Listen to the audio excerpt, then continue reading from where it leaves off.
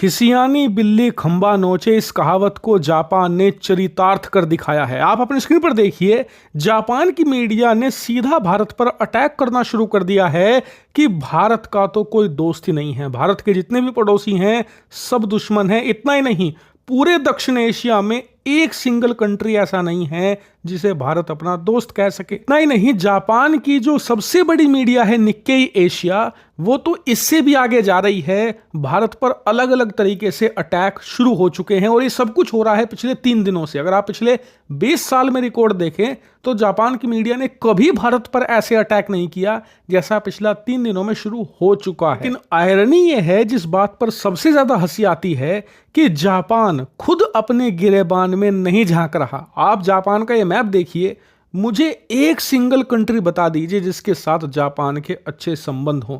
इनके जितने भी पड़ोस में देश हैं, शुरुआत करें रूस से तो 100 साल की दुश्मनी है रूस के साथ इनकी। बात करें उत्तर कोरिया से तो जब से उत्तर कोरिया बना है तब से ये जापान के कट्टर दुश्मन हैं। दक्षिण कोरिया दांत काटी दुश्मनी है। दोनों अमेरिका के बहुत ही परम मित्र हैं, लेकिन दोनों की दांत काटी दुश्मनी है आज की तारीख में। बात करें चीन की तो कुछ कहने की जरूरत नहीं है, आप जानते ही हैं कि चीन किस लेवल से नफरत करता है जापान से। यानी कि देखा जाए तो उनके आस पड़ोस में एक भी देश ऐसा नहीं है जिससे कि वो अपना दोस्त कह सके। लिटरली आइसोलेटेड है Japan. Japan as a country को तो आप अलग ही रख दो, इनके नागरिकों से भी इतनी ज्यादा नफरत करते हैं ये तमाम पड़ोसी देश। आप देखिए कि जो दक्षिण कोरिया है वो उत्तर कोरिया से नफरत करता है, चीन से इनकी दुश्मनी है। लेकिन जब बात जापान की आ जाती है ना, तो ये सारे इकट्ठा हो जाते हैं और एक साथ मिलकर दुश्मनी निभाते हैं जापान से, जापान के लोगों से नफरत करते हैं। यानी कि खुद अपना घर संभल नहीं रहा, दूसरों को तमीज सिखाने चले हैं। लेकिन आपका सवाल होगा कि यार जापान तो हमारा परम मित्र हुआ करता था, बहुत ही अच्छे संबंध हैं, कभी भी दोनों देशों के बीच में किसी भी प्रकार से ना तो दोस्ती टूटी है ना ही दरार भी आई है, बिल्कुल पक्की दोस्ती है। तो फिर अचानक से जापान की मीडिया टारगेट क्यों कर रही है? तो इसका कारण है जापान के अंदर 1 हफ्ते पहले हुआ सत्ता परिवर्तन। दरअसल इस समय जापान की जो सत्ताधारी पार्टी है वो है लिबरल डेमोक्रेटिक पार्टी, और इस पार्टी के जो लीडर थे वो थे फूमियो किशिदा, जो कि जापान के प्रधानमंत्री भी थे।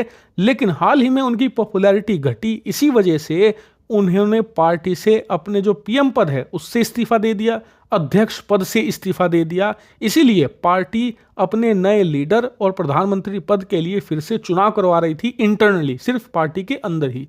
और उसमें नए पीएम चुने गए जिनका नाम है शिगेरू इशिबा, और ये थोड़े कट्टर टाइप के माने जाते हैं जापान के अंदर। और इसी वजह से इन्होंने प्रधानमंत्री बनते ही कहा कि अब हमें पूरे एशिया के अंदर ही चीन से टक्कर लेने के लिए एक नाटो टाइप का सिस्टम बनाना पड़ेगा, एक एशिया का नाटो हम बनाएंगे। लेकिन ये बात जापान जानता है कि बिना भारत के एशिया नाटो जैसा कुछ हो ही नहीं सकता, क्योंकि भारत चीन के बाद पूरे एशिया में दूसरी सबसे बड़ी सैन्य महाशक्ति है। और अगर आप संख्या बल के हिसाब से जाओगे तो पूरे वर्ल्ड में सबसे बड़ी थल सेना हमारी है। इसीलिए बिना भारत के किसी भी प्रकार का नाटो आप एशिया में बना ही नहीं सकते। हालांकि जो लोग नहीं समझे कि नाटो होता क्या है, इसका मतलब ये कि कल को अगर चीन भारत पर अटैक करता है तो वो अटैक जापान पर माना जाएगा और जापान फिर भारत के साथ युद्ध लड़ेगा चीन के खिलाफ। कल को अगर वही अटैक जापान पर हो जाता है और भारत पर किसी भी प्रकार का अटैक नहीं करता चाइना,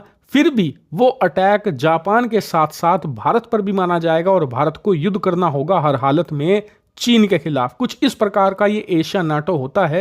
हालांकि सिर्फ भारत या जापान उसमें नहीं होंगे, ये बाकी के 10-12 जो छोटे छोटे एशियाई देश हैं उन्हें भी जापान शामिल करवाना चाहता है। जैसे कि यूरोप में होता है, एक पर अटैक यानी कि सब पर अटैक माना जाएगा। चीन को काउंटर करना चाहते हैं इसी तरीके से जापान के नए प्रधानमंत्री। लेकिन समस्या ये है कि उनका ये प्लान एक दिन में ही फुस हो गया, क्योंकि भारत के विदेश मंत्री एस जयशंकर जी ने कह दिया कि देखिए, किसी भी प्रकार के एशिया नाटो जैसी चीज में भारत शामिल नहीं होगा, क्योंकि पहली बात तो हम इस प्रकार के फ्रेमवर्क में काम नहीं करते कि फलाना देश लड़ रहा है तो हमें उसकी बदौलत युद्ध करना होगा।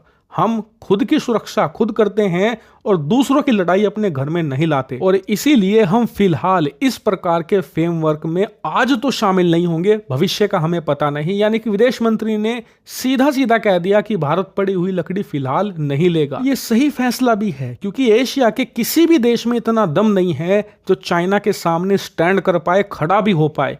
इसीलिए भविष्य में भी अगर भारत नाटो बनाएगा भी चीन के खिलाफ, तो ये जापान, कोरिया वोरिया के साथ नहीं बनाएगा, सीधा अमेरिका के साथ बनाएगा और टक्कर लेगा। क्योंकि हमें एक ऐसा देश चाहिए जो चीन से टक्कर लेने की हिम्मत रखता हो। ये सारे डरपोक देश हैं, इनके साथ जाने से हमें कोई फायदा नहीं है, फालतू में इनकी लड़ाई हम अपने सर मोल ले लेंगे। लेकिन भारत की ये बात शायद जापान को पसंद नहीं आई, इसीलिए उनकी मीडिया ने भारत को टारगेट करना शुरू कर दिया है कि जी भारत का तो कोई दोस्त ही नहीं है, भारत तो अकेला पड़ गया है। जबकि वो भूल गए हैं पाकिस्तान और चीन को छोड़कर कोई भी भारत का पड़ोसी देश भारत का स्थायी दुश्मन नहीं है। बांग्लादेश जैसा एक देश है जो फिलहाल भारत के लिए मुसीबत है, लेकिन उसे पलटने की क्षमता भारत रखता है, जैसे कि हमने मालदीव को पलट दिया। इसीलिए आने वाले समय में भी आप देखोगे कि जापान हमें और टारगेट करेगा, इसीलिए भारत को उनका कुछ ना कुछ इलाज ढूंढकर रखना होगा।